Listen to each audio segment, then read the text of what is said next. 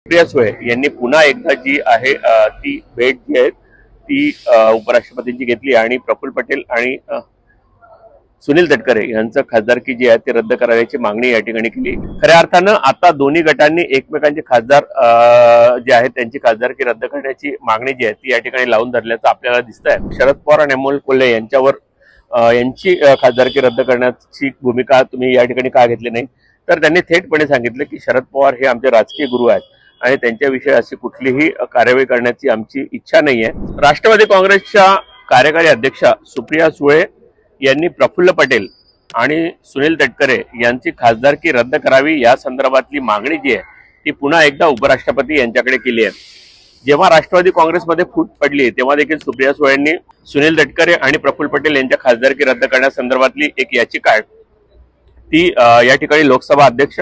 आणि राज्यसभेच्या जे सभापती आहेत त्यांच्याकडे देखील केली होती।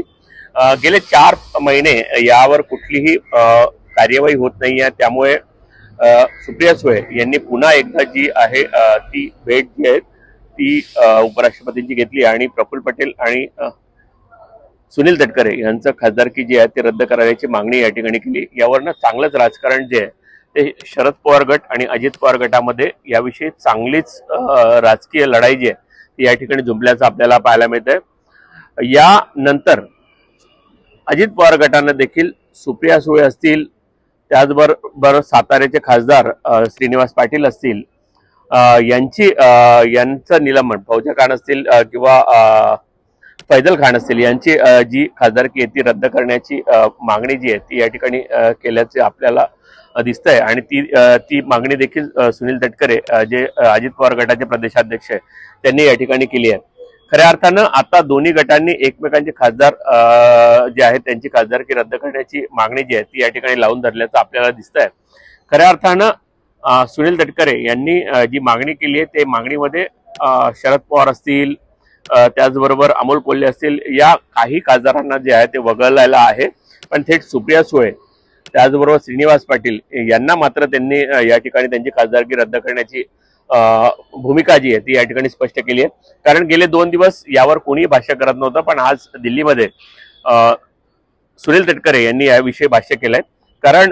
ज्या सुप्रिया सुळे यांनी वारंवार अजित पवार यांच्यावर थेट आरोप केले आहेत, अजित पवारांची जी आमदारकी आहे ती रद्द करण्याची मागणी केली, त्याचबरोबर सगळ्यात महत्त्वाचं म्हणजे अजित पवार गटांच्या विरोधात किंवा अजित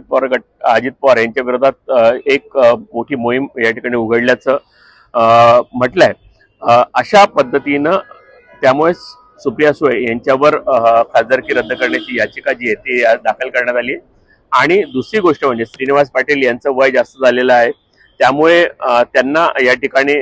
कुठेही सूट नाही, त्यामुळे त्यांना त्यांची देखील खासदारकी रद्द करण्याचा निर्णय जो आहे तो या ठिकाणी घेतल्याचं सुनील तटकरे यांनी म्हटलंय। कारण सुनील तटकरे यांनी स्पष्ट सांगितलं की 83 वर्षाचे 82 वर्षाचं असं वयाचं इमोशनल हे करून कोणीही त्याची ज्याला आपण म्हणतो की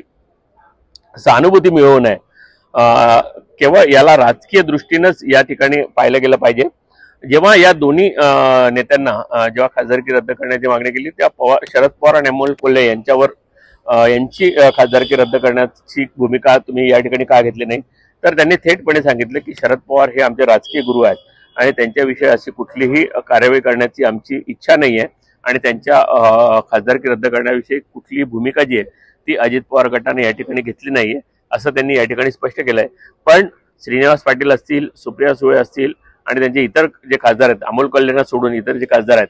त्या खासदारांची खासदारकी रद्द करण्याची मागणी मात्र अजित पवार गटाने आता लावून धरली आहे। त्यामुळे दोन्ही गटाचे जे नेते आहेत किंवा दोन्ही गटाचे अध्यक्ष जे आहेत ते आता विरोधी गटाच्या खासदारांचे खासदारकी रद्द करण्यासंदर्भात एकमेकांच्या समोर येऊन टाकलेले आहेत। त्यामुळे आता संपूर्ण लक्ष जे आहे ते विधानसभा अध्यक्ष असेल,